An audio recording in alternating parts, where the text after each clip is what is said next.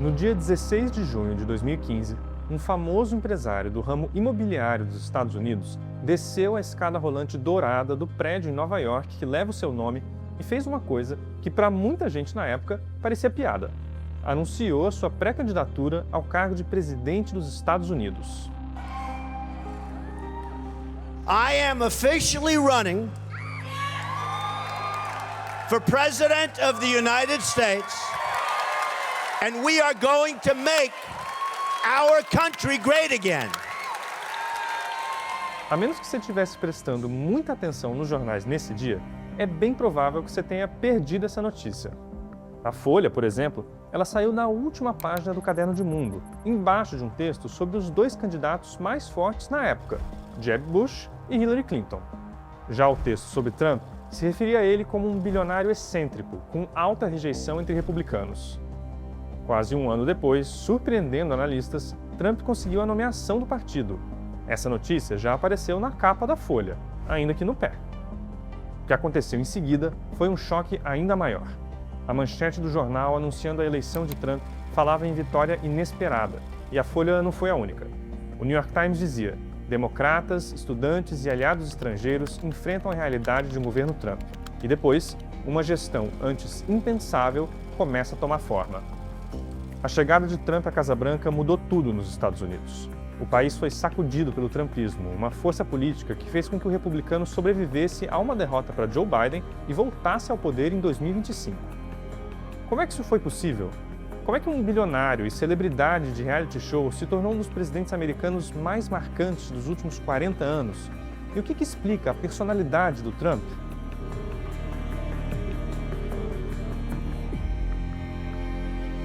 O Trump não foi a primeira pessoa a perceber que os ventos políticos tinham mudado. Alguns meses antes da eleição, figuras de ultradireita no Reino Unido conseguiram convencer o eleitorado a votar a favor do Brexit, que iniciou um longo e doloroso processo de saída do país da União Europeia. Muitos especialistas apontam esse momento como um primeiro sinal de que uma nova direita tinha surgido. He was seen as a sort of part of the internal workings of the elite, but openly so. So in the first Republican primary, Trump was asked, "Why are you a Republican? You've donated to the Democrats." And he said, "Well, I donated to Hillary Clinton so she would come to my wedding."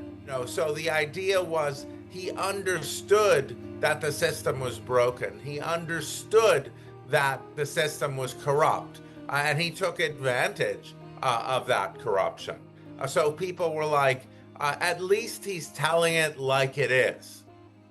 Parte da estratégia de campanha de Trump em 2016 era conquistar eleitores brancos de classe média que se sentiam deixados para trás pela política tradicional. Foi um discurso replicado em vários países, como no Brasil, onde Jair Bolsonaro se apresentou como um candidato contra o sistema. Mas uma das coisas que o Trump tinha de diferente era uma disposição para violar normas políticas que imperavam nos Estados Unidos há décadas. Durante a campanha, mesmo nas primárias, ele atacou os rivais repetidamente, muitas vezes com apelidos.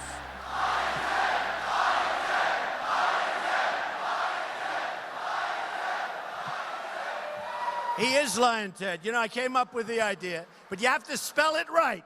It's Lyin apostrophe, Lion Ted, the Bible held high. Essa imagem que ele tinha de alguém que fala o que pensa pode tê-lo ajudado a superar o escândalo da fita do Access Hollywood. Um mês antes das eleições, a imprensa americana publicou uma gravação de 2005 na qual Trump falava isso aqui sobre mulheres. I'm automatically attracted to beautiful. I just start kissing them. It's like a magnet. You just kiss them. I don't even wait. And when you're a star, they let you do it. You can do anything. Whatever you want. Grab them by the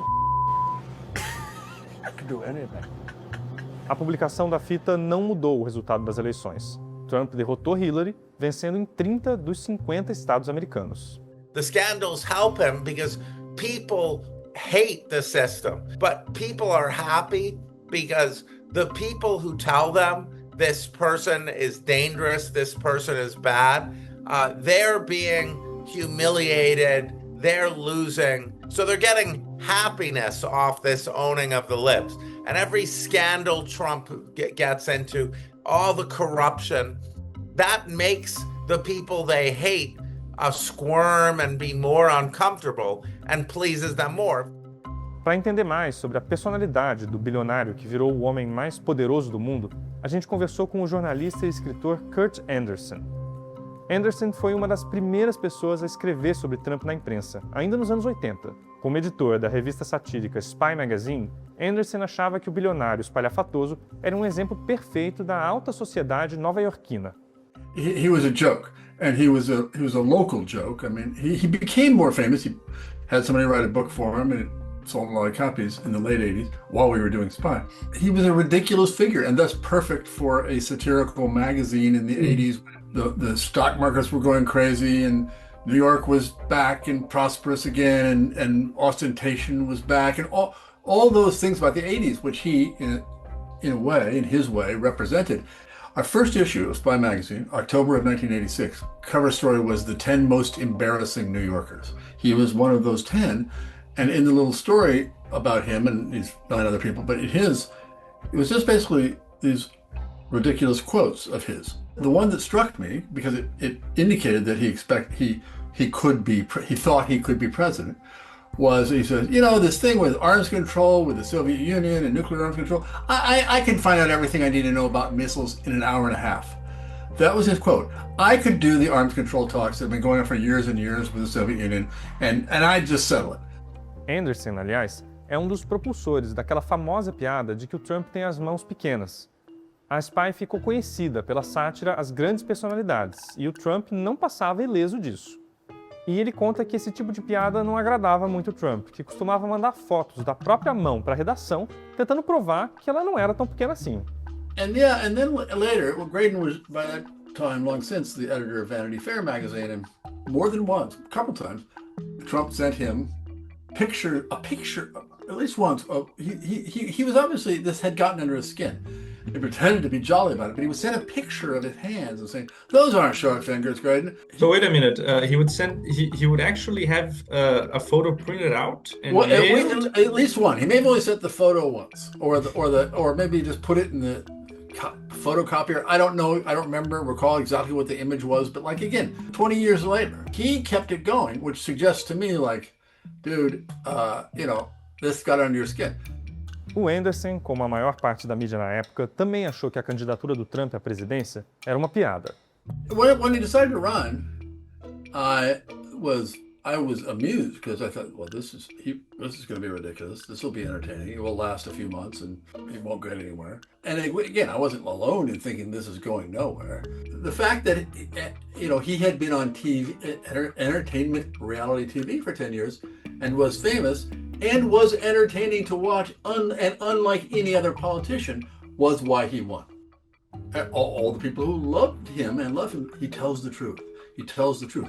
Well, in a certain way, like who he hates and he thinks all Mexicans are rapists and all that ugly bigotry, yeah, he tells the truth of people like many of his followers, who want those truths, those ugly impulses told. Uma das questões mais marcantes desse segundo mandato do Trump é a da sucessão. O presidente, que tem 80 anos de idade, não pode concorrer a um terceiro mandato. Por isso, 2 pessoas próximas a ele travam uma disputa velada para ser o herdeiro do trumpismo: o vice-presidente, J.D. Vance, e o secretário de Estado, Marco Rubio. Well, I've been a student of Donald Trump for a long time, so the pleasure he takes in humiliation and cruelty has been the thing from the beginning as well. So in this case, and of course, there are just a lot of normal CEOs and heads of companies who have that as a modus operandi, right? Let's have my successors, fight it out, and they enjoy that, right? Or even not their successors, just his underlings, keep them fighting against each other.